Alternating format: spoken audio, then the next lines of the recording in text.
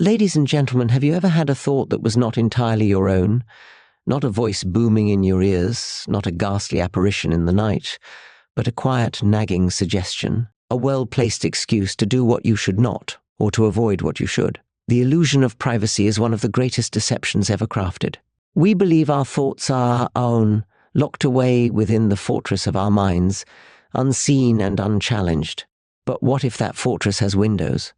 What if the enemy does not need to read our thoughts when they can so easily predict them? Consider how a seasoned hunter stalks his prey. He does not need to understand the animal's mind, he need only observe its patterns. Where does it drink? Where does it rest? What distracts it? In the same way, these unseen watchers study us. They notice when we are weakest, when our resolve falters, when a small doubt or temptation will be enough to make us stumble. They know that a man who prides himself on his patience will be most easily undone by frustration. They know that those who long for love can be led astray by counterfeit affections. We assume that privacy is the absence of watching eyes, but true privacy is only found in vigilance. The moment we forget we are observed, we become the easiest to manipulate.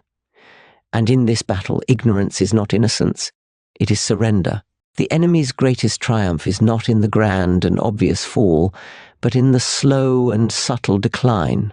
No man wakes up one morning and decides to betray everything he once held dear. Instead, it begins with a whisper, an almost imperceptible shift, a small compromise, a moment of self-pity, a harmless indulgence. These are the seeds, planted with care, allowed to take root in the soil of our unguarded thoughts. They do not storm the gates. That would be too obvious, too crude. Instead, they work with patience, turning our own thoughts against us. They nudge rather than shove. A lingering annoyance with a friend becomes resentment. A simple pleasure, harmless at first, becomes an obsession. A moment of fatigue turns into an excuse to abandon duty. They do not need to force us into ruin, only to convince us to take one step at a time toward it. The danger lies in their subtlety. We expect evil to appear with horns and a snarl, yet it often arrives in the form of a reasonable excuse, a justifiable anger, a comfortable lie. And by the time we recognize it, we have already traveled far from where we intended to be. We like to believe our thoughts are our own, untouched by outside influence, formed in the solitude of our own minds. But the reality is far more unsettling. We are observed not by watchful eyes, but by patient, unseen intelligences that do not need to invade our thoughts when they can so easily shape them. They cannot read minds, but they do not need to. A fisherman does not need to understand the thoughts of the fish. He only needs to know which bait will tempt it. These spies of the mind study us in the same way. They learn what distracts us, what angers us, what makes us hesitate. A well-timed disappointment, a carefully placed irritation, a whisper of doubt just when we are most uncertain. This is how they work. They do not force us into sin, they simply make it look natural. And the most dangerous part? We assume these thoughts are entirely our own. We take ownership of them, defend them, justify them. The trap is not in the thought itself, but in believing that every passing idea deserves our trust. If we are careless, we will follow a thought that was never truly ours to begin with. The enemy thrives where we are unguarded. He does not strike where we are strong, but where we are inattentive, where we have allowed ourselves to become comfortable, where we assume there is no battle at all. And so the greatest defense is not merely in resisting the attack, but in seeing it before it comes. Light is their undoing. They work in secrecy in the quiet corners of the mind where bad habits grow unnoticed. But when we bring those thoughts into the open, when we name them, examine them, and refuse to let them guide us, they lose their power. Clarity is a weapon, and vigilance is armor. To guard one's mind is not to live in fear, nor to suspect danger in every shadow, but to remain awake, to refuse to be led blindly. They rely on our complacency. The moment we believe we are beyond temptation, we are already vulnerable.